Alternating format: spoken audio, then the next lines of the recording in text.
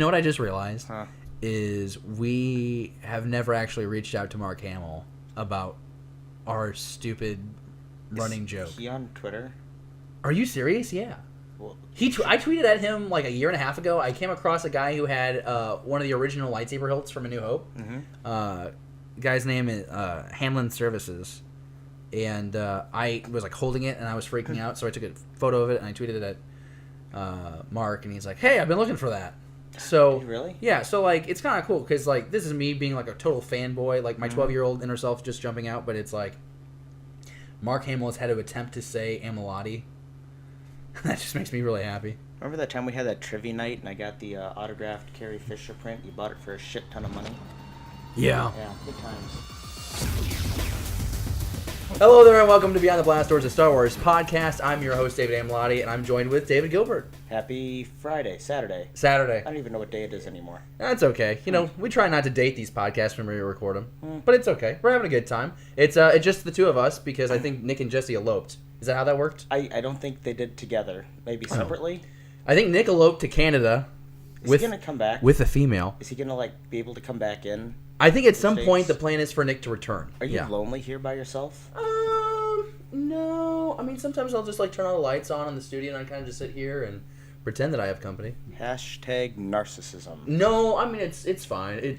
He leaves his police scanner on 24/7. Oh, so it feels like somebody's here. Yeah. Just all the bad things that happen in our tiny little town. Yeah. Some gunshots were fired. How are you doing? I'm well. You're getting you feel very well rested. You're going on vacation soon. I am, and I just took an hour and a half nap before we started recording. I know, which that's is even better. That's why we're behind. 8 days and I'll be in Alaska. I'll miss 2 episodes.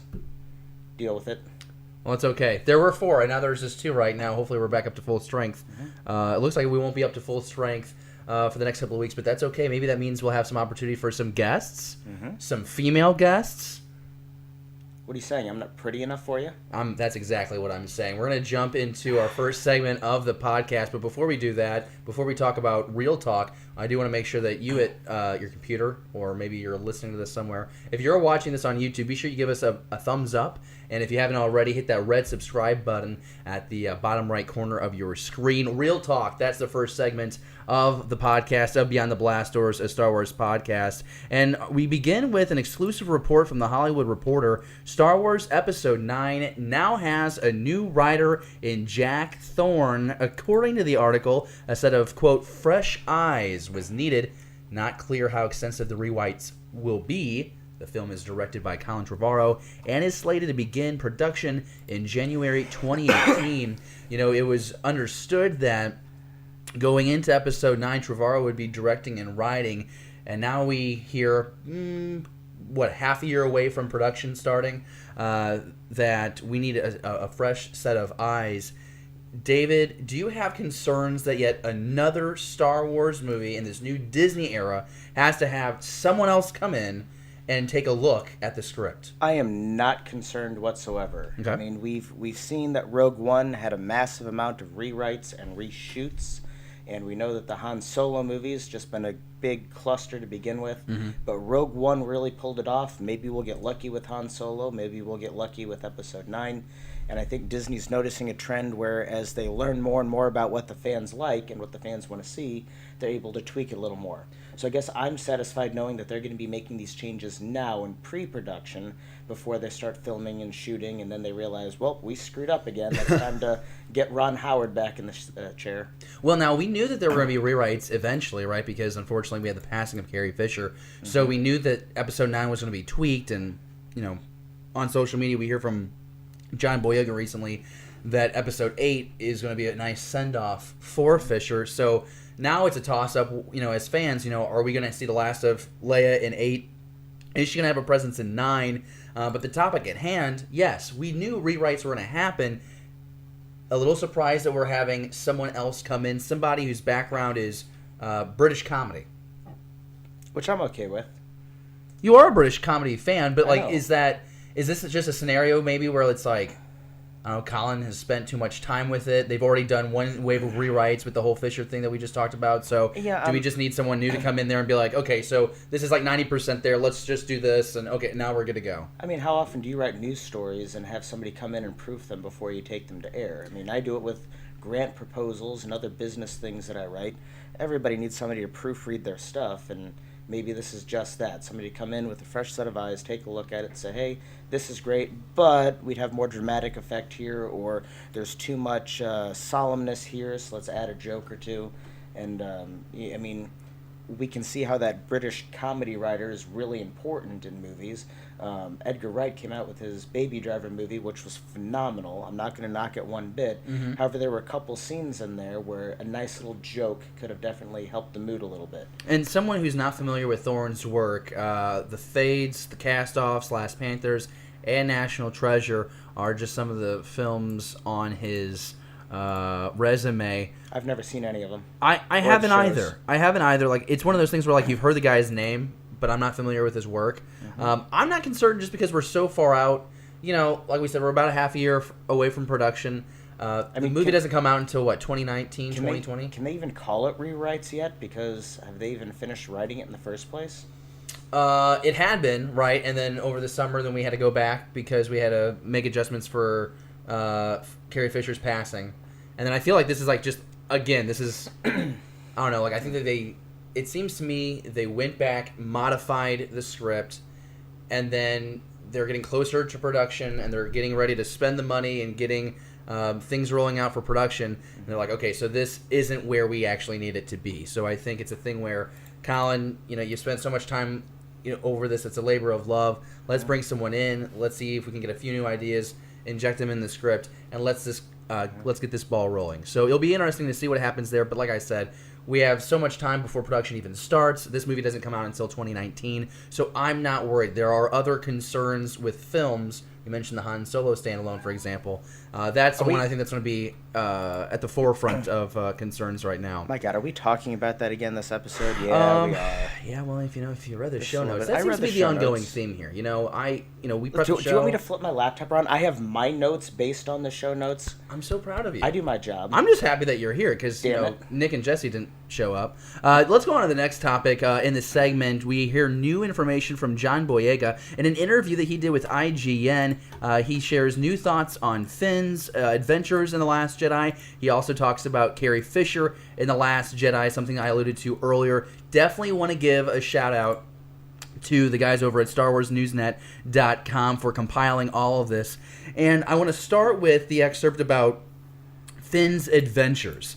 It's a very interesting analogy that he has. Quote, well, it's like imagine you work at McDonald's and you push your manager into a chute compactor, and then a year later you decide to go back dressed as one of the colleagues. It's not the best situation. There's a lot of chasing, there's a mission that needs to be completed, but that isn't necessarily something that doesn't come without a fight, and it's something that he's going to have to face for himself. Now, the thing about this is we know because of the footage that we've already seen of The Last Jedi, they're going incognito. They're going to infiltrate the First Order. And it's honestly a frame that's very reminiscent of that shot that we see of Jyn, K2SO, and Cassian in Rogue One. We can touch on that similarity here in just a second, but just first, when you hear Boyega talking about his character's journey in The Last Jedi, what do you think about those words? Well, for starters, it makes me hungry for McDonald's. That being said, I'm glad to see that they're actually doing something with his character, because last we see of him in The Last Jedi... Force Awakens. Last Jedi. That's one coming out. Force Awakens. It's late here in the Midwest. He's in that medical pod. Right. So this is the first I've seen where he's actually out and doing something, which is nice.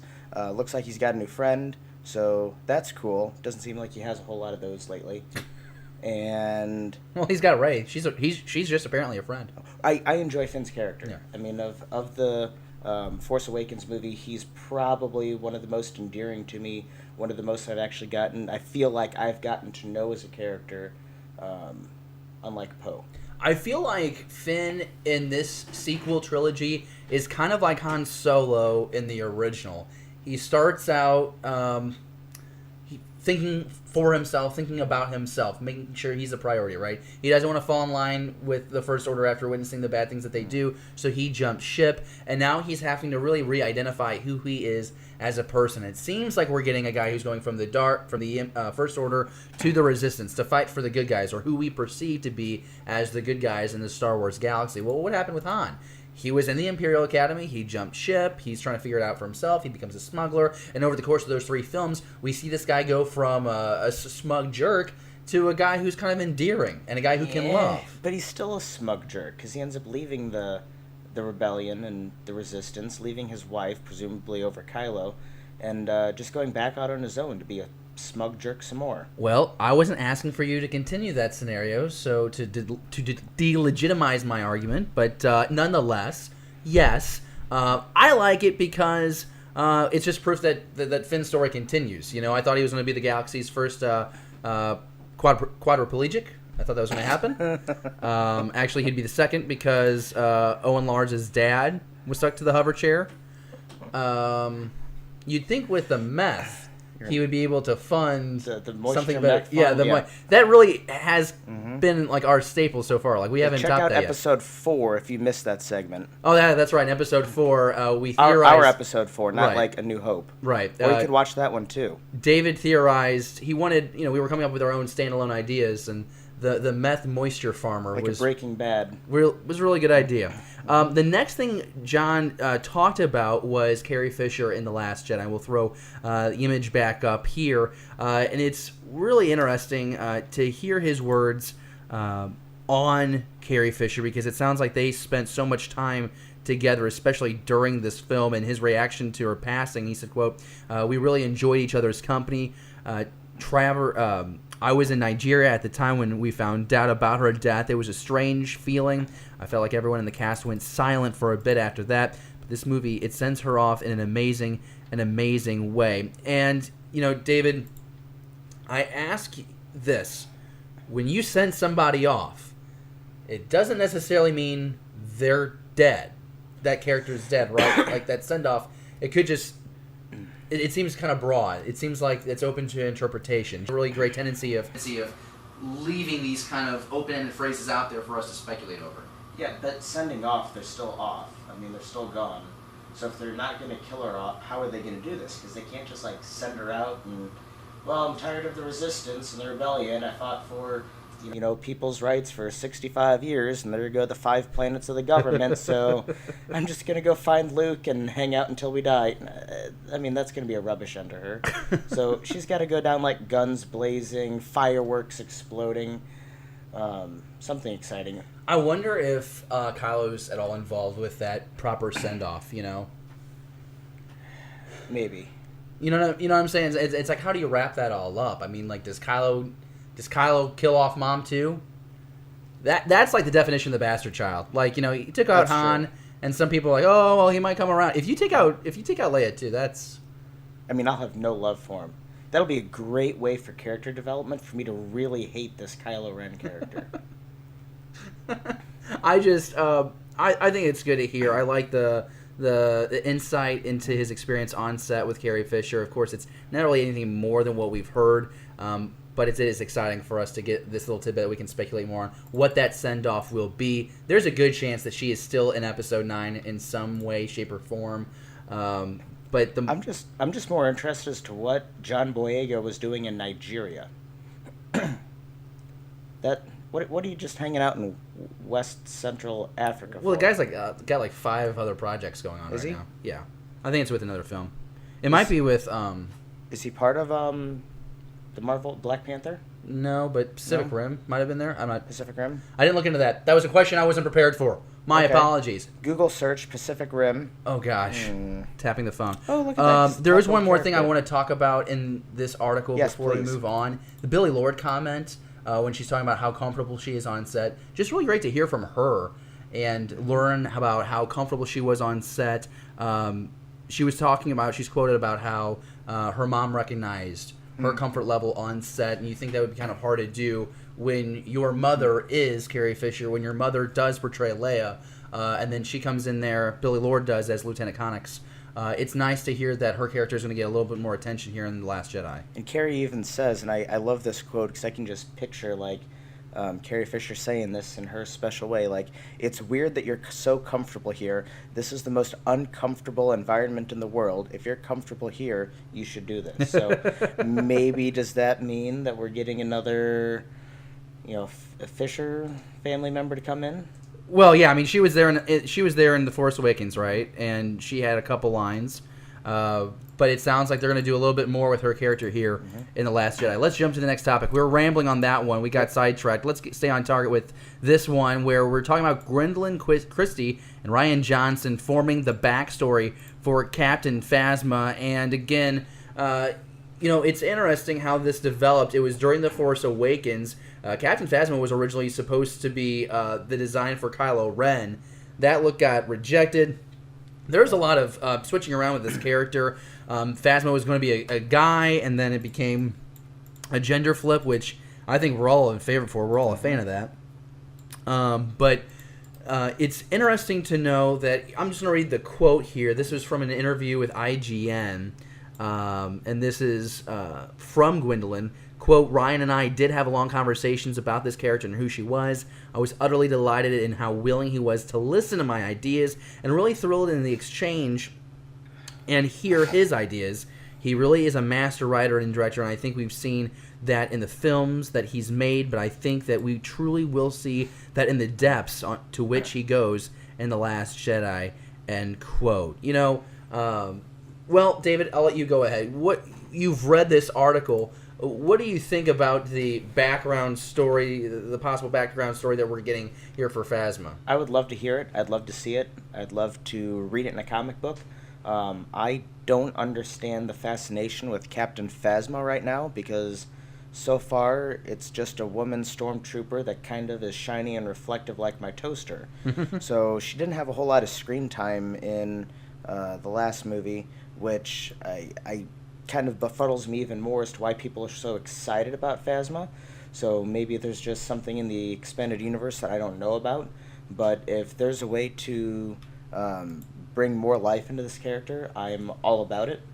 So I'm looking forward to seeing what they bring us. You're getting the Phasma comics, you're getting the Phasma novel, and you're going to get a lot of her in The Last Jedi. Good. And as far as why wouldn't you want to know more? She was the most underutilized character in The Force Awakens. She was the Boba Fett of that movie. And I think you wanted to see more because look at the merchandising campaign they did for the last 6 months leading up to that movie. It was nothing but that silver helmet. We started learning that her armor was crafted from a Naboo fighter. No, it wasn't. It wasn't Queen Amidala's Naboo royal ship. Oh. That's where that's from. Really? So that's really fascinating, that tidbit. And so you're learning all these little ingredients, and you're thinking she might be a real key player in that movie. And we've talked about it before on the podcast. We've talked about how she should have been in that scene on Takadana instead of that traitor trooper. Yep. It should have been her and Finn. And we should have had that battle and then see them reconvene for another battle in Last Jedi. I think that makes everything a little bit more urgent, and it makes you a little bit more invested into that relationship because we know, I think it's safe to say, that Finn and Phasma will get some showtime together in Last Jedi, and I'm not all that invested into it because I don't take her seriously as a character. That's why I need the backstory. That's why I need to learn more about what happened before, because what I know right now is she's a pushover. She lets her troopers do the rest, the dirty work, and then she's able to get thrown into the trash compactor. I'm looking forward to this. I want to learn more because everybody seems to be really excited for her, and I don't see the love yet. So. Yeah. Well, what we're hearing from Rian Johnson and Gwendolyn Christie is the fact that we're actually going to see the fear, why Phasma has a reputation that we want to credit her with. So very interesting to see how that develops. And I want to say that we already do know how she gets out of the trash compactor thanks to the comic. Spoilers. Spoil it. Well, I'm not going to spoil it, though. I haven't read it. I'm being polite. Thank you. We're going to jump to the next story because we're talking about my favorite man in the world right now, and it is Ron Howard, because he is our savior when it comes to the Han Solo movie. Can we just get a little logo to flash up there, like warning Han Solo, fast forward to this timestamp? You know, we could do that. In the description, every episode, I always include like all the major topics we talk about, so like people could kind of like with follow the timestamp. No, that would require a little bit more of a time investment.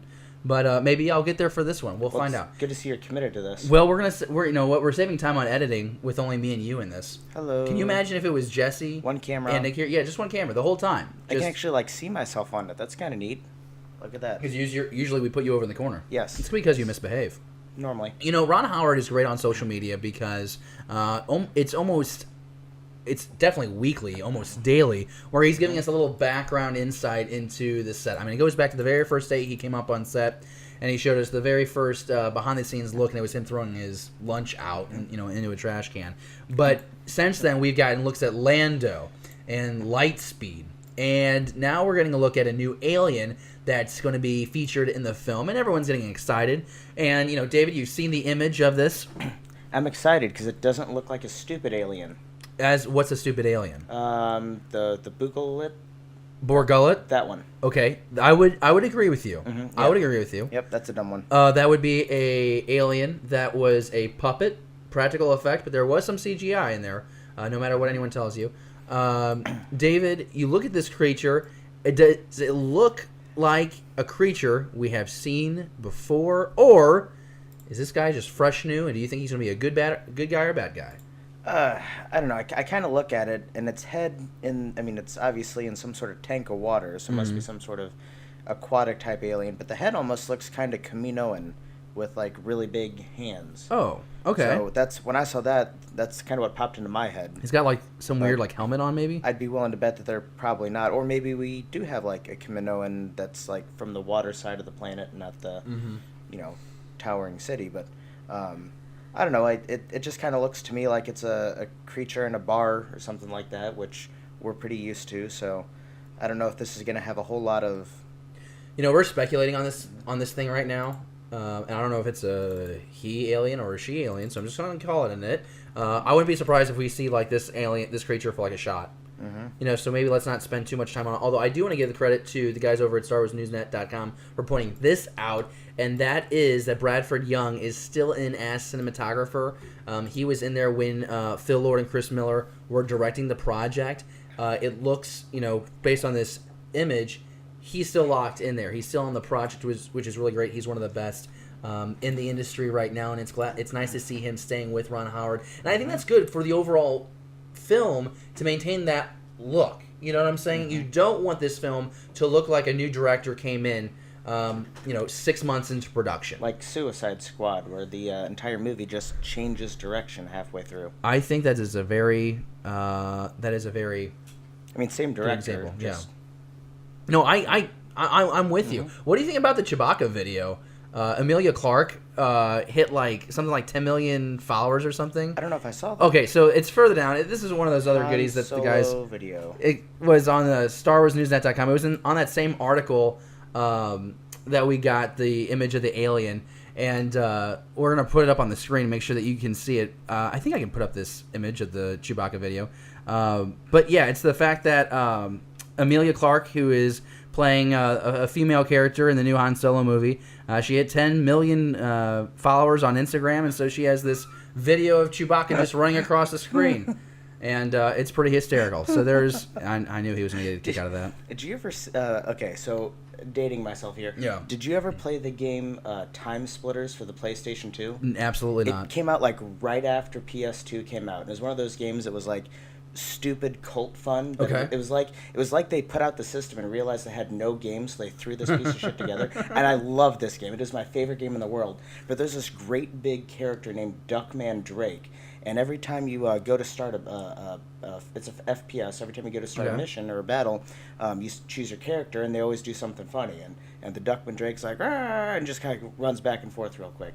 And this is what this reminds me of. Are you happy right now? There are like 4 people in my neighborhood when I grew up that would probably know this reference with Duckman Drake and Time Splitters, or like maybe 4 other people who are just as lonely out there as I am. But this is just great. I love it. David missed it in the show notes originally, but he's found it now, and he's very happy. It's on a loop right now. If you like the video, comment below and tell us why you like the video, or if you have any thoughts on the alien that we just got done talking about in the new Han Solo Standalone movie, be sure to comment below as well. We're going to stay on Han Solo news to close out Real Talk. The final topic of the segment, John Powell will now score the Untitled Han Solo movie, which is exciting. He's the composer that gave us the music for the Bourne series, Shrek, and several other films. I'm stumbling because my screen just flickered on me. How to Train Your Dragon? How to Train Your Dragon was one of them, yes. So, the fact that the guy's resume is stacked, it just seems it seems like a good pick. I mean, inevitably, you got to find someone new to do these Star Wars soundtracks. Michael Giacchino was the guy that we kind of thought would take over in full after John Williams, because eventually John Williams, that man will have to retire. Of course, Giacchino had his, mishap with Rogue One just because they only gave him like 3.5 weeks to create that score. I liked that score. It was a decent score. I think he could have done it more with a little bit more time. But I'm just kind of surprised that, Giacchino doesn't get this one too. So it's not going to be like how it's been where one composer does all the films. Now it seems like we're going to have multiple composers, respective to a project. So, you hear Powell gets the gig. We listed a few of his works. Does this guy excite you to be helming a Star Wars soundtrack? I'm okay with it. Okay. I mean, you listen to his soundtrack stuff, and all of these series have great music to it.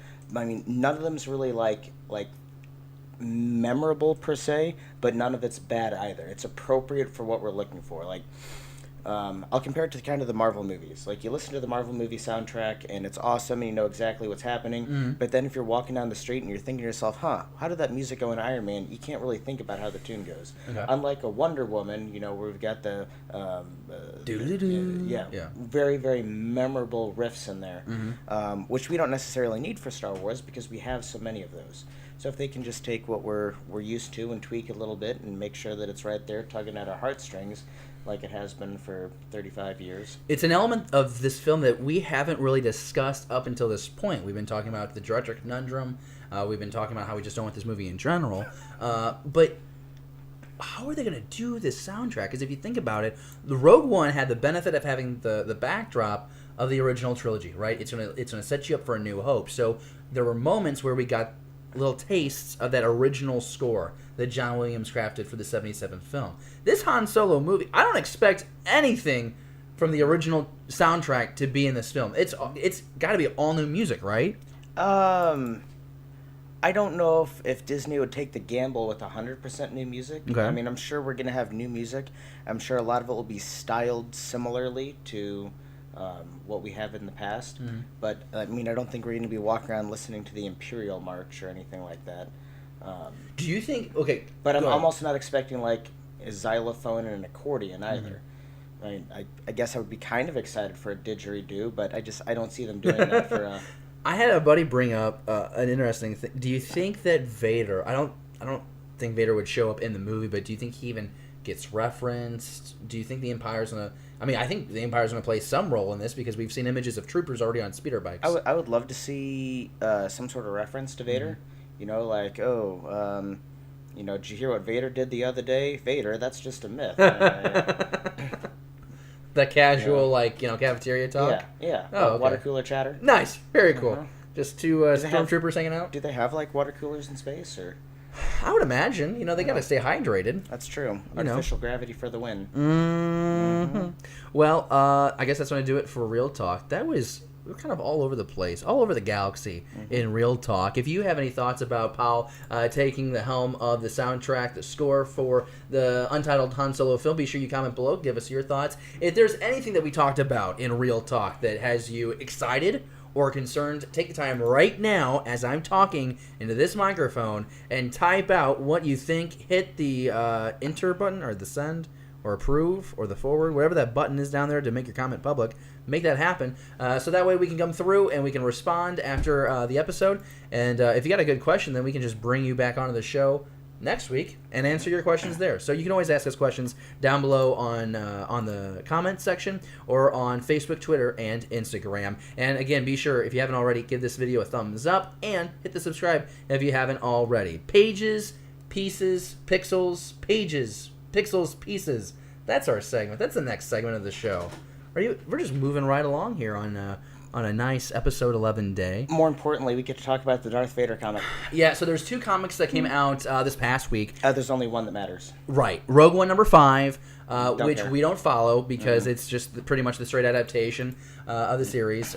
Some average. I mean, the art is okay, but to me it doesn't really excite me. But it's Darth Vader 4. This one might be like the issue to read, though, because it's all about the Battle of Scarif.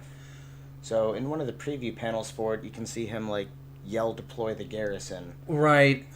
I don't think the readers have been rewarded with this miniseries because it's not like when you read. I'm sorry, I'm burping. Had a lot of Mountain Dew earlier today. When you read the novelization form of Rogue One, you got a lot of extra information that was really helpful and a few things you wish they would have included in the movie. Like, spoiler alert, Cassian Andor comes from a family that dealt with the Separatists, which is pretty cool. We kind of would have liked to know that. I think that would have given his dilemma in the film early on a little bit more gravitas, I think is an appropriate word. So if you like it, great. That's awesome. Let us know what you think down below of that comic issue. But we aren't going to talk about it any more than we just did. We already invested too much time in that comic. What we do want to talk about is Darth Vader number 4, Charles Soule series, continues to be very exciting. Yet we have that interactive set. We have it. You're Vanna White, or the distant cousin of Vanna White. But the point being is, what a great issue, because it picks up right where we left off with Vader. Vader had just been sent down into this crevice. He fell far. He was thrown off a mountain. Right, with the Force. It was a Force push. It was pretty badass. Yeah, so we don't want to give it all away, but basically we find Vader on this boulder. His one leg has been disintegrated. You think the guy's going to just die. Of course, you know he can't. Our Jedi Master is trying to flee the planet very quickly in an attempt to go find the Sith Master. Mm-hmm. He doesn't know who the Sith Master is. He's broken the Barrage vow. He's back in the game. And then kind of Vader rebuilds himself, I guess you could say. I don't know if it's rebuilds or just gets up and continues on, grins and bears it. What I wanted to see out of this comic all along was Vader to just wreck stuff. So at the end of the last issue, when Vader gets tossed from the mountain, that was kind of neat to see Vader get hammered too. Yeah. But Vader doesn't let us down. He threatens to destroy a city by breaking the dam and flooding the entire thing. And he and Master and Fala have an altercation. A battle royale. We're not going to spoil the ending for you, but needless to say, it was pretty damn ruthless. I think I've said it before. I don't think there's a better way to start a year one storyline of Darth Vader than explaining how he gets the lightsaber. And by the end of this issue, you do learn ultimately whether he does or does not get this Jedi's lights. You know what? We're just going to go ahead and throw the spoiler logo up because I just want to keep ourselves safe.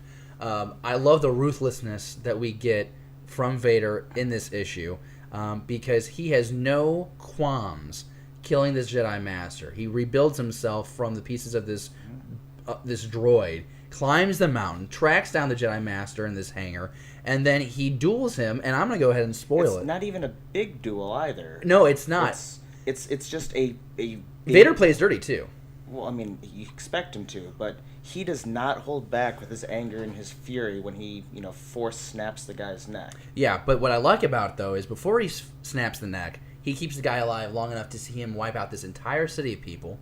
Master Fila even says, just kill me, just leave the people. And he's like, no. So he kills all the people, destroys the city, and then he just throws and Fala off the cliff. I mean, it's awesome. Yeah. I mean, when we first learned about the bleeding of the kyber crystals to turn it to that crimson red, we just assumed all the anger and fury was going to be from his wife dying, from losing his whole livelihood as a Jedi. Just his entire world came crashing down, and it's more than that. Now he's just pissed off and furious, and he's melting through things like a hot knife through butter, and I love it. I'm curious to see where the story goes next, because he's obtained the saber, but we still have to go through that process of bleeding, and so my hope is that 2 or 3 panels that we got in that first issue where Palpatine is explaining the bleeding process, I hope that's just the whole issue. I hope we get to go really in depth there. I think that is lore that fits Star Wars, and I think it's going to be like a very good demonstration of commitment from the storytelling group to show us that, because there's been some elements that have been added to the lore that might not feel as Star Wars-y as we would like. You know, we bring up the Screaming Citadel comic series that we talked about extensively here on the show. A lot of elements of that 5-issue miniseries that we don't like. But the idea of these crystals being living objects, we were skeptical at first, but this whole bleeding thing and the hunt has really, I think, made us all come around to enjoying it. You know, that the Kyber crystal has, you know, a connection to the wielder. Mm-hmm. I like it. It's pretty cool. Yeah, you're good. Did I cut you off? No, you're Was good. I rude? No, I didn't do my job as a host right there. Rude. Stop. You're cutting me. You're cutting me 1,000 slices. So those are the 2 issues that were out this week. Darth Vader 4, Rogue One number 5. Be sure you support your local comic book shop and pick those up. Maybe we need to go see the good people at the Maplewood Fantasy Shop in St. Louis. I'm soon. a fan. I love that place. Yep, they have a comic book for me. Always so nice to us. Now, comics coming out this week. Rogue One, this is a one-shot, though. It's an annual number 0, Cassian and K2SO. This was a comic that we told you about back on week 5, I believe. That's when we first learned about this, that we were going to learn how Cassian and K2SO meet. We discussed that this was an issue that we thought was great as a one-shot. We didn't need anything more. I don't need a book learning about how man meets his droid, but I think a one-shot comic... I think this is the right way to do it. This is one of those things where I think it's okay to explain, as opposed to like the entire, you know, history between Lando and Han. That's kind of extensive, and apparently we're going to get a movie about it. But nonetheless, David, are you inclined to get this comic now that it's coming out? I just might. I mean, it's going to be, what, $3-4? Yeah, it's probably going to be a larger issue. And if it's a one-shot, I'm okay with that. All right. You know, the description says it's the meeting's not likely to go well, so we'll see how that goes. We'll see if K2SO already comes to Cassian kind of dry and ornery, or if that's something that happens through his we're gonna have to learn how he gets reprogrammed. That's what I imagine. There's gonna be a cause and effect there. Also coming out next week, or I should say this coming week, Dr. Aphra. Dr. Aphra number 11. Is this the first one after the Screaming Citadel concluded? No, this is gonna be the second. After? This is gonna be the second after. Did you grab issue 10? No, I did not. I don't like. So we just Dr. lost Aphra. interest after. It's not that we lost interest. You know, I read other people's reviews on the series. It's just one of those things where this is a new character for the comics that I think a lot of people are latching onto. I'm just not. And comics cost money. It's really for financial reasons. If it wasn't money involved, I'd have every comic and I'd read them all. I also need time. Time is an important thing too. But if you like Dr. Aphra, comment below. Tell us if you're excited about picking up that issue or not. I'm going to encourage you to do it. I think it's great that we have another, you know, it's another new character. It's refreshing. But I just don't care to... It's basically like a female Space Indiana Jones. I don't need it. But that's okay. Maybe you need it, and that's all right. We're going to go to the next segment of our show, Stash It or Blast It. Be sure you are commenting below. Maybe I just offended some people. I guess we'll find out in the comments below. What? And just, you know, I'm kind of crapping on Dr. Aphra. But it's just not... It's not a character that does it for me. I liked Aphra in her original role with the last Darth Vader, the 2015 Darth Vader comic. See, that even felt weird to me. Why is Vader hanging around? I don't feel Vader would have this girl around to do his bidding. I mean, she acknowledges point blank right up front that if, you know, when Darth Vader's done using her, she's probably gonna die. Yeah. So that's like one of the first things she says. You're here. This is exciting. You're gonna kill me at some point. What can I do in the meantime? So, I mean, in that series, Dr. Aphra really kind of tickled my fancy, but I don't think she was a character important enough to get her own show. But I'll roll with that's just that. me. No, that's fine. You know, we're in Stash It or Blast It, and this is actually all thanks to David. I'm going to give him all the credit because I can't find the person who actually came up with this theory. But for Stash It or Blast It this week, we have a new... it's a recent theory that's stirring a lot of conversation regarding Han Solo's death by the blade of his son's lightsaber. It's easier if I just read the whole thing, so that's what I'm going to do right now. Quote, I think Han is one of... Whoa, I've already misread that. Quote, I think Han is the one who activated the lightsaber, not Ben. I know what I have to do, but I don't know if I have the strength to do it. Will you help me? Han, yes, anything. Kylo pulls out his lightsaber, holds it in both hands. Han reaches down to grasp the center of it. We just see their faces, but notice they aren't struggling. Lightsaber activates and goes through Han. Kylo looks startled for a moment and says thank you. Han touches his son's face and falls into the deep abyss. Kylo Ben's journey to the dark side required him to kill his father. Han knew this and knew that Snoke would kill his son if he failed the task. By Han activating the lightsaber himself, Kylo can still go back to Snoke and report the deed is done, but the fact that it wasn't really him that killed his father ensures there will always be a smidgen of light left inside him that can never be snuffed out. Thus, eventually, Han's sacrifice will succeed in the promise to Leia to bring their son home. Now, that's an incredible theory, and I'm really bummed out. I did spend a lot of quiet time trying to find out who actually wrote that original theory. And if you do know, comment below, because I need to send this person a thank you note. I think this is a very well-crafted theory. I think it's a moment in The Force Awakens that we had expected because of all the years of Harrison Ford saying they need to kill this guy off. The scene left me unsatisfied. I don't want Kylo. I'm just going to spit a ball my thoughts, and then I'm just going to shut up and let you talk. Are you going to blast her to stash it first? We always forget to say that. We will, but we'll do that after we explain everything. Yeah, that's how that works. We explain it, we give our opinions, and then we give our verdict. I'll bet you out there he's going to forget. I'm not. We'll see. If I forget, call me out. That's fine. I don't want Kylo to come back to the good, because I've already seen that with Anakin, right? So you killed off Han Solo. I don't think if you get kill off Han Solo, you don't get redeemed. I think you die, and maybe Leia can put him down in 8, or Finn puts him down in 8. I don't know. We think that Kylo's gonna die in 8. You think that? I don't think so. I'm just speculating. Like maybe that happens. I mean, I don't want Kylo to come back. I feel like he's made the decision to go dark, and he should stay dark. Especially if he continues doing the bidding for Snoke. I want to see a Skywalker really fall to the dark side, and maybe Luke puts him out of his misery. I don't know. Maybe I don't know. I don't know. I'm getting sidetracked. I don't think this is going to be true, and I know I have a fact that I think really knocks this one out of the ballpark. But first, David, what do you think of this theory? I'm gonna blast it so I don't forget first. Okay. I mean it's. Whoever, I found this when I was doing my daily devotional from the Book of Faith. Okay. Scrolled on the feed. Right. And whoever put that together, I mean, they've got some valid points, but right. I don't want to see that either. I mean, to me, the way that Abrams did the lighting over Kylo's face, going back and forth between like the light and the red, right, and finally the red winning over as he kills Han Solo. I mean, to me, that's kind of him choosing the dark side. And I don't know. I don't have children, but if my options were my kid dies doing something right, or I kill myself so my kid can live and continue to do bad things, I mean, that's just...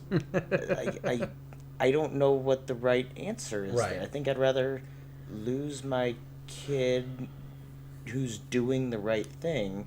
You're going to be a terrible parent. Probably. Are you even going to have children? I hope not. Will you find love? Oh, yeah, well. Can we find love? If you can find love for David Gilbert, comment below now. Not you, this man needs a date. So, blast it. Moving on. I'm not a fan. That'd just be a dick move. Like, hey, son, good to see you after so long. Here, just let me kill myself. I mean, it wasn't that tortured of a scene. If you're going to redeem Kylo, this is how I would want it done. I'm going to stash it for that reason. I don't want to like the creativity. Kylo. But now I have to blast it because we know in the novelization, and here we go, if they do pick this, they're going to have to retcon this, because in the novelization of the movie, it says that Kylo ignites the saber. So this theory can happen, because in canon, Kylo activated the blade. Kylo killed Han. But this is... I liked investing time into this theory so much. You hear all these damn Snoke theories, and they're all This is so well constructed. I really enjoyed it. I wish you would have read the book, and then you would have known. But here's the thing. You shouldn't have to read the book. You know what I'm saying? It's like, that shouldn't even be a factor. I like the fact that this person is just going straight on what you saw in the movie. The movie kind of leaves it up for speculation. But unfortunately, I don't think it's unfortunately. I don't know.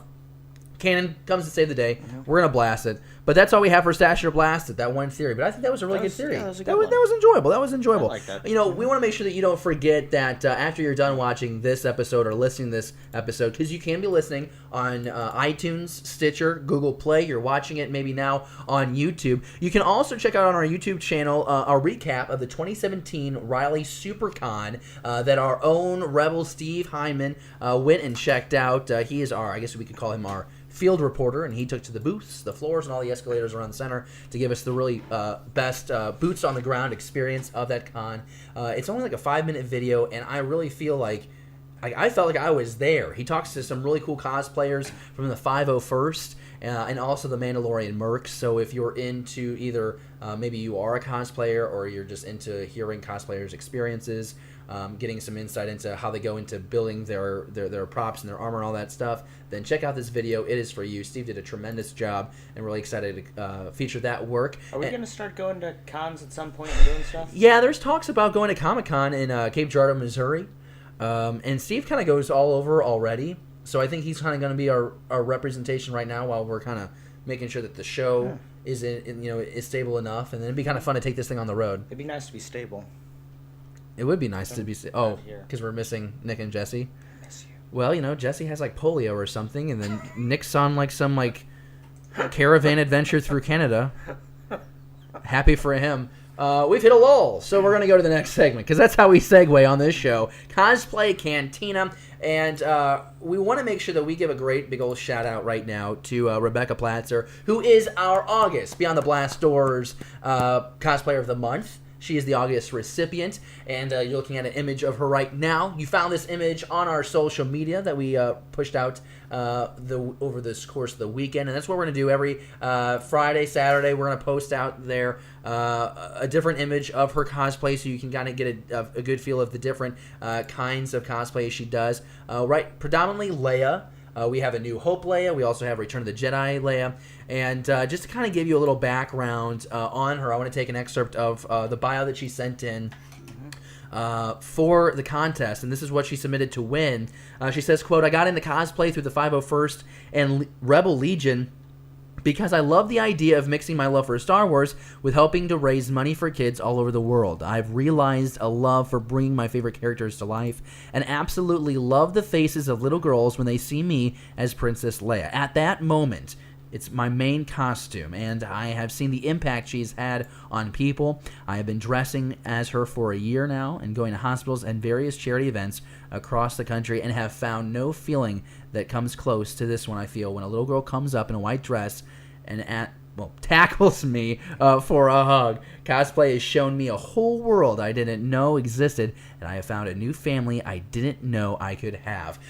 You can read her full bio right now on our Facebook, Twitter, and Instagram. We have her photo posted there with that bio, and she's just a really charming person. Spoken to her a few times via email so far, trying to finalize the date where we're going to do the interview. It looks like it's going to be the not next week, but the week after, when we'll do the interview with her.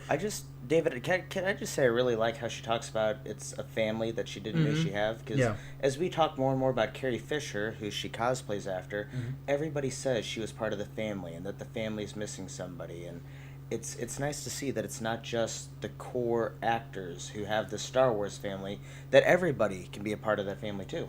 No, I absolutely agree. Love it. And, it's like what we talk about. It's like it's about family in front of the camera and behind, right? So it's a story of family that we're witnessing through the saga films. But then off screen, definitely was a family, and the cosplay community. I've heard a lot of people explain as a family, and I love that, as she says in the bio, she's putting her love for Star Wars into the passion for making others feel good, and she gives her time to really bring some joy, I would say not just to young women, but to just young children in general. Several of the photos that she submitted is children leaping up and hugging her and being excited because what they're seeing to them is Princess Leia. And so I'm really excited to have her on this show. You know what? Because you're going to be in Alaska, we'll still be waiting on Nick to get back. I think what we'll do is we'll hold the interview for the very last episode of the month, so that way we can all be a part of that. How long is Nick in Canada for? I don't know, 10 days. Oh. I mean, he's going to be up there for a while. But I want you to be a part of it. I'm really impressed. I mean, obviously, you look there, it's like a spitting image of what you see in A New Hope. But what's even better is, I think, her Return of the Jedi cosplay as Leia, and you'll get to see that maybe next week. Be sure you're looking at our social media feeds, Facebook, Twitter, Instagram. At the end of each week, we're posting a different image of her in her cosplay. So for you to experience that, we'll also include her bio and how you can follow her. You can find her right now on Instagram. That's her main platform, at Beck Ahsoka, BEKAHSOKA. It's also down here below on the CG graphic. Be sure you check her out. Really incredible stuff. And if people want to show their cosplay to us, when's our next cosplay competition? Oh, great. Okay, so that was a great idea. So we're always accepting entries for our Cosplayer of the Month contest. We're currently accepting applications or nominations for September. So what you got to do is you just type up a bio of who you are and why you cosplay, and then give us at least 4 of your best cosplay photos. You have to be a Star Wars cosplayer to win. And then you email that to beyondtheblastdoors@gmail.com. The 4 of us will, well, only 2 of us, but the 4 of us will get together at some point and go through all the submissions, and then we'll select a cosplayer of the month. And then, we contact you and bring you on the show and all that fun stuff. And the way it works is when you become a cosplayer of the month, you then enter another drawing to become our cosplayer of the year. So really exciting there. And hopefully the cosplayer of the year could actually be in studio with us for an episode. That'd be really cool. But we're a year away from that. So much time. Let's jump into the Fan Comlink, because I love the second half of our shows. It's always fun to talk about the news and the comics and and all that stuff. But I love the interaction. I like that we're growing this Fan Comlink section. This is probably my favorite area that we do. It's fun to hear from. It's actually fun to have that conversation, right? All right. So our first question comes from Emperor Palpatine at Sheev Palpy. We've heard from him a couple times. A couple times. Yeah, he's really great. Always talks to us on Twitter. Always appreciate it. Thank you. Do you think Mace Windu survived the fall from the window in Revenge of the Sith when he fought Sidious? If so, how should he return?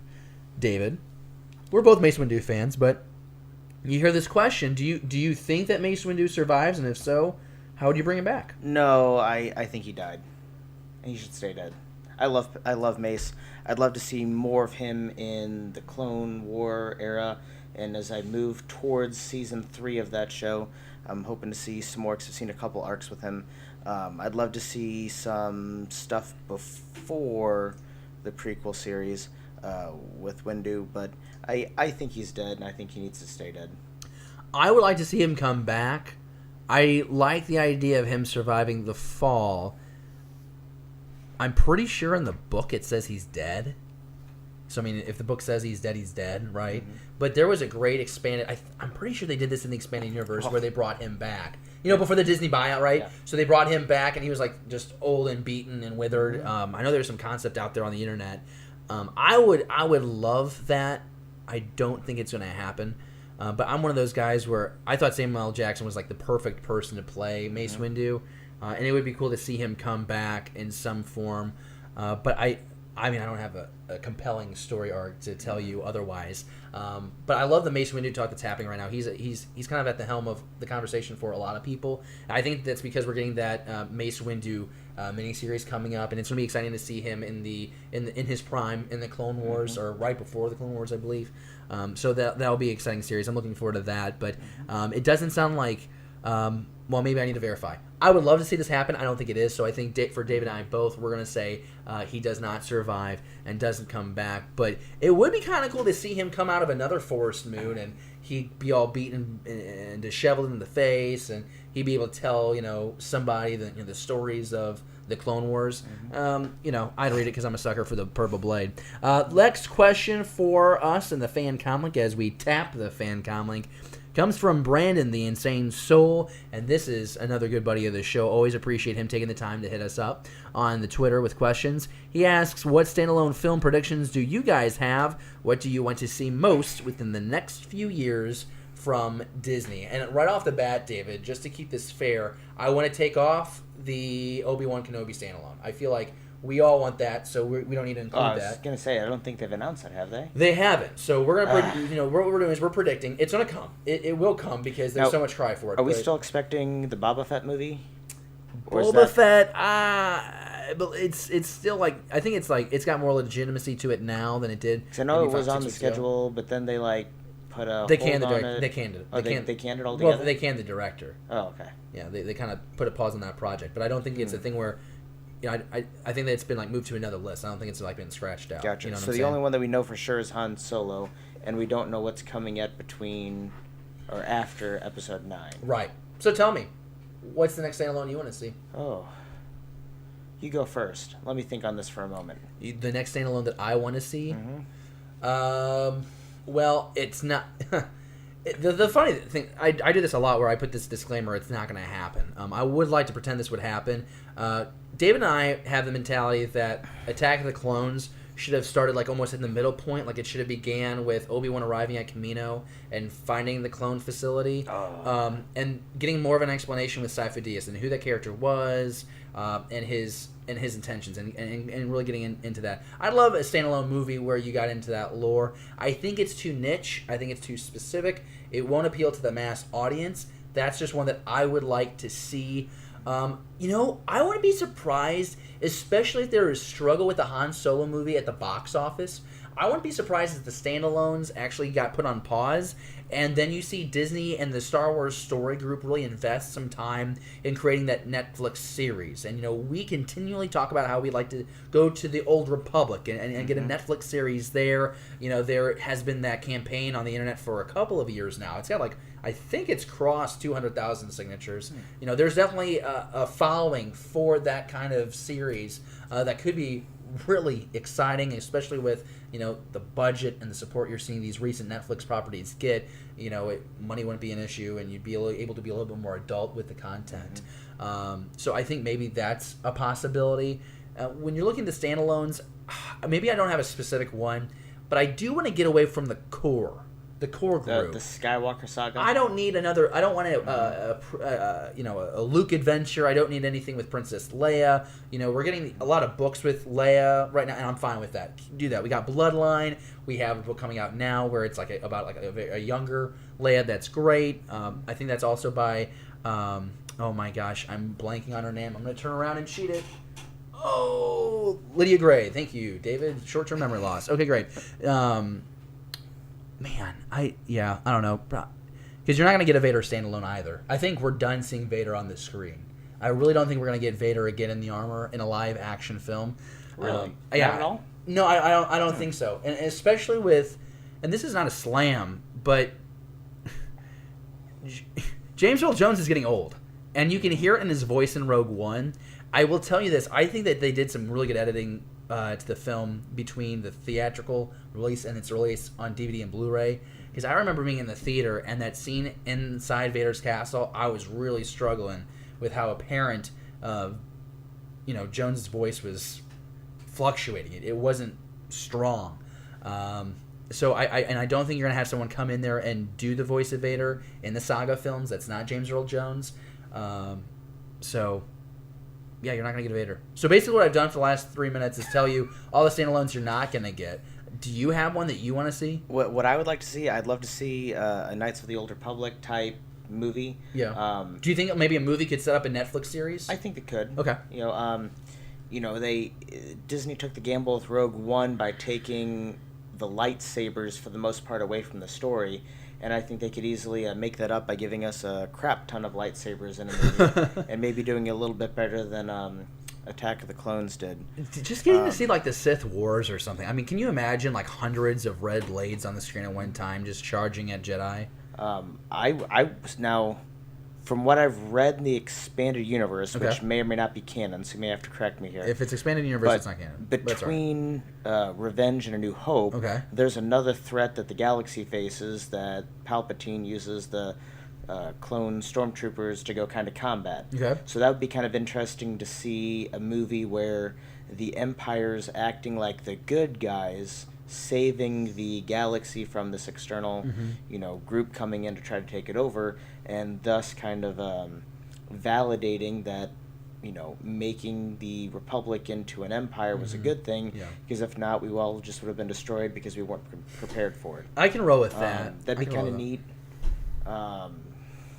I would like them to see if they don't tackle the Old Republic, because I think that's territory that hasn't been tackled, and I think that would be a safe exploration of the Star Wars galaxy for them. I'd like to see them go to the prequels and do something to really own the prequel era and not be scared of it. You know, in the Force Awakens, we got a couple of, I don't want to call them, jabs. They were references to the prequels, and that was nice. We need to make it feel like it's all tied up in a bow at the end of this, right? So can you go back to the prequel era, and can you do like a Palpatine-centered film where it's a young Palpatine and it's his ascent through politics, but also he meets Plagueis and how he's trained, and maybe we get, maybe it wraps up with that final scene that we learn about in the Opera House, right, where, he learned everything from his master and he kills Plagueis.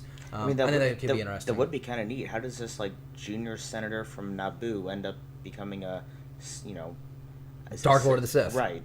I think that would be fun. I'd watch that. Yeah, I think it'd be cool. My only concern with the standalones is because they're just going too niche. Rogue One had the benefit of it's going to set up A New Hope. So I mean, they kind of had.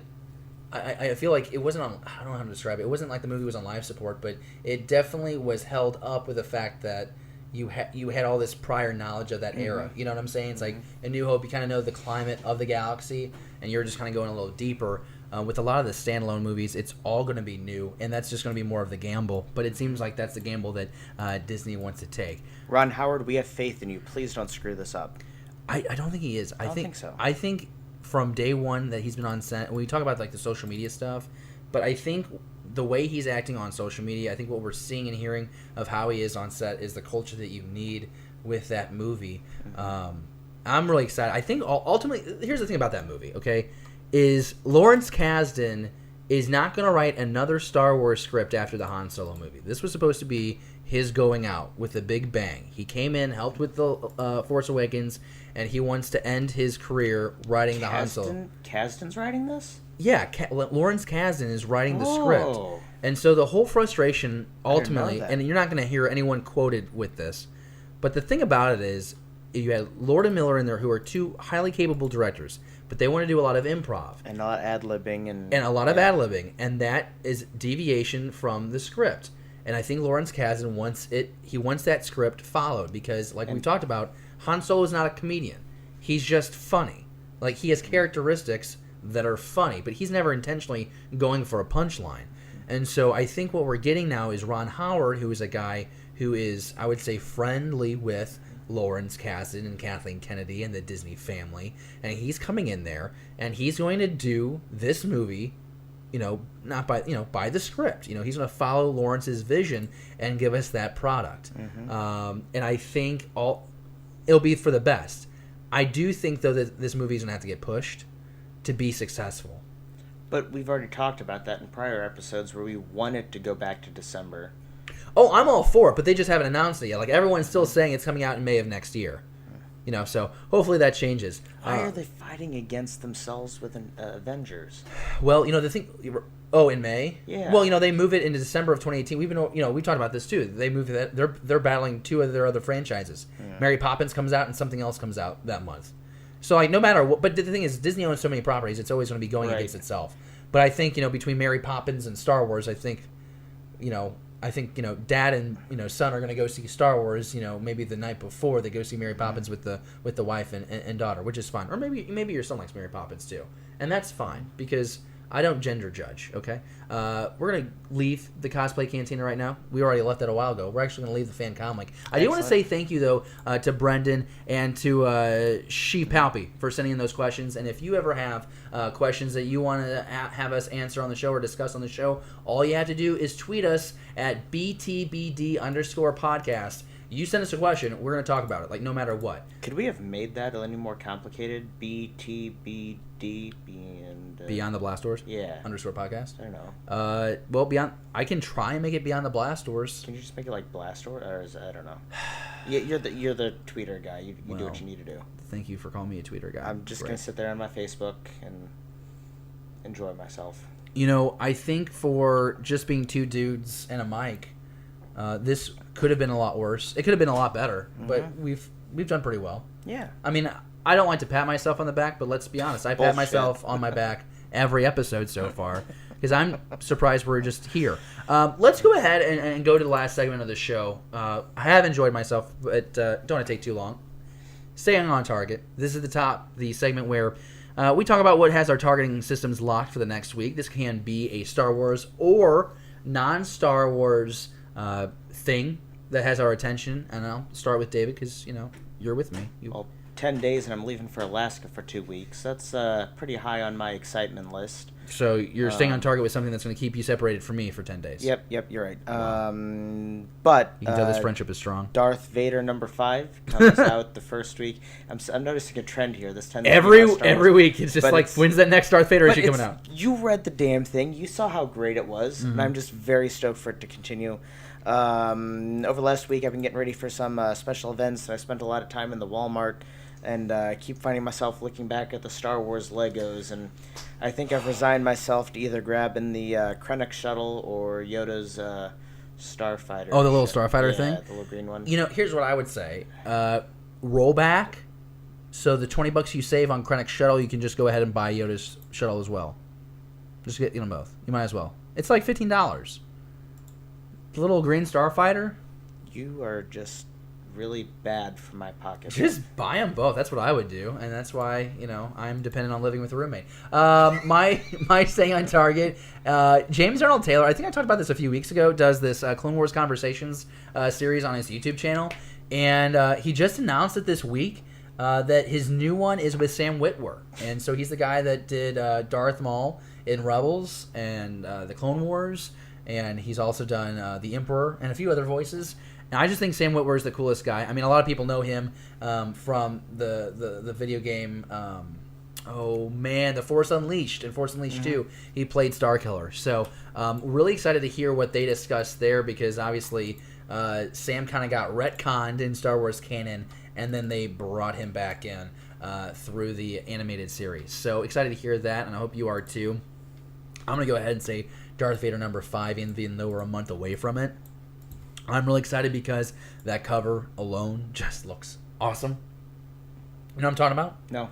So it's okay. So the cover is a close-up of Vader, but the eye socket is like shadowed out, and so the image is these glass shards are flying towards you. Wasn't that like and you're seeing the flesh of his eye. Variant cover for another one? I think I know what you're talking about. Yeah. Oh, it's the one on your screen. Look at that. Oh, it's that's pretty. Badass. You know what? We'll go ahead and eye. We're gonna put it up on the screen right now, so that way people aren't just like, "What the hell?" So if you're watching this on YouTube, you're actually able to see the cover that we're looking at. Almost like a real picture, doesn't it? Wow, that's like poster quality. I'm thinking about getting it blown up. I bet you are, sailor. But that's going to do it for Staying on Target this week, and we just want to thank you so much for joining us for this episode 11 as we march, towards what's our goal? What's our goal August, not March. What did I say? No, we're marching forward, towards our next goal. Like we hit 10. We didn't think we would have 10 episodes, so we're actually committed to this. Is this 11? So this is 11. So like, what's our goal now? Like to get it to 25? Well, Are we just on an ongoing series? I enjoy it. All right, well, we'll just keep doing it. I'm not going to leave you. Well, except for Alaska. I'll leave you then. Well, Jesse and Nick have already left us. I mean, there were 4. Now there's just 2. And in like 15 minutes, it's just going to be me here under the lights. Before we let you go, I want to remind you that you can be listening to this podcast on iTunes, Stitcher, or Google Play. You can be watching on YouTube. However you consume our content, I think I said just contact right now. We just really appreciate it. I mean, we're getting really excited, and we stumble because we get excited, and we laugh because we get excited, and we bicker and ramble because we get excited. We love talking Star Wars, and we like having that conversation with you. Before we go, as always, I really should make these guys my Sting on Target because I really enjoy it. Three Wise Radio and Movie Versus, our friends, doing really great things with Three Wise Media.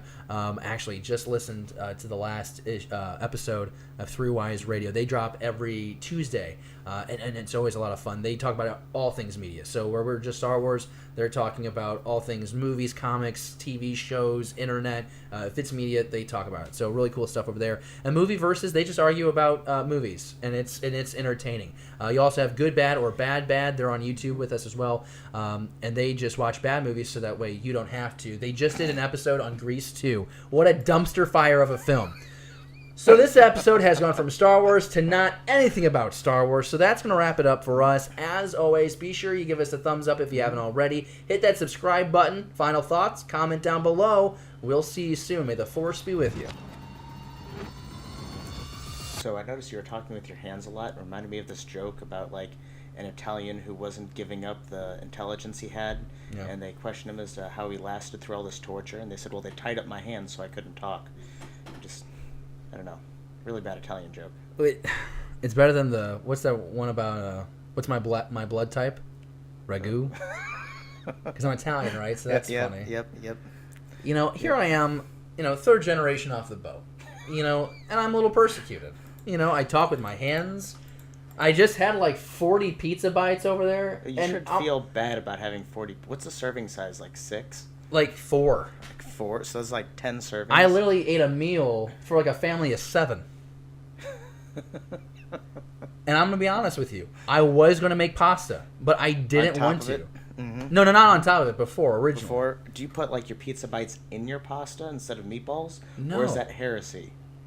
No, that's just a dumb idea. Well, it sounds kind of tasty to me now. That doesn't sound good at all.